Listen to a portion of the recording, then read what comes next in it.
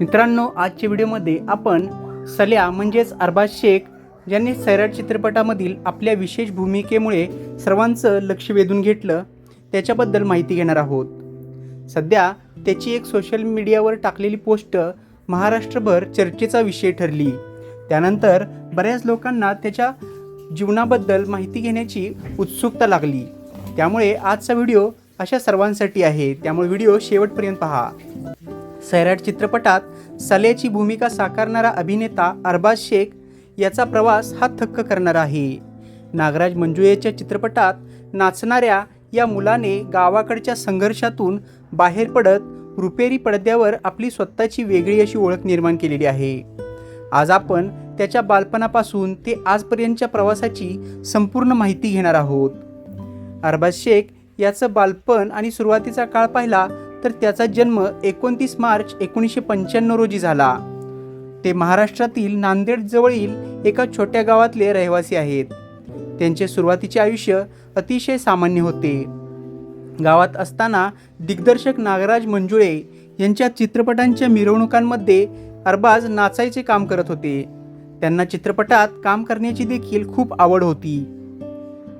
अरबाज यांच्या गावामध्ये सैराट चित्रपटाचे ऑडिशन सुरू होते। त्यांनी स्वतः गावापासून 20 किलोमीटर लांब जाऊन ऑडिशन दिले। दिग्दर्शक नागराज मंजुळे यांना त्यांचा अभिनय आवडला आणि त्यांची सलीम शेख म्हणजेच सल्या ही प्रमुख भूमिका या पात्रासाठी त्याची निवड केली। सैराट चित्रपटासाठी त्यांना अवघे 25,000 रुपये मानधन मिळाल्याचे बोलले जाते। हा चित्रपट खूप मोठा हिट ठरला आणि सल्या हे पात्र घरोघरात पोहोचले। यानंतर त्यांचे आयुष्य पूर्णपणे बदलून गेले।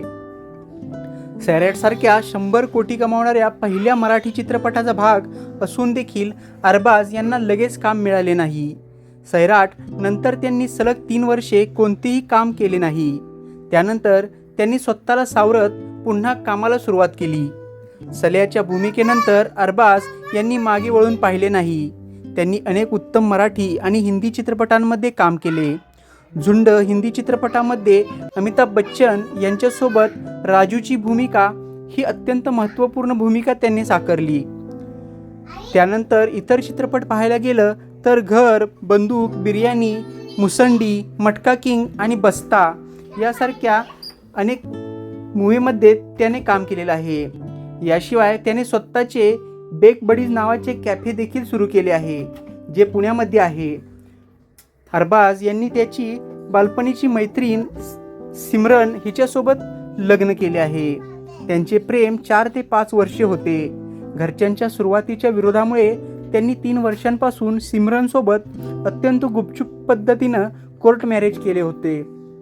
त्यानंतर 2026 मध्ये त्यांनी सोशल मीडियावर त्यांच्या लग्नाचे फोटो पोस्ट करत चाहत्यांना ही गोड बातमी दिली। अरबाज केवळ एक अभिनेता म्हणून नाही तर सामाजिक कार्यात देखील पुढे असतो।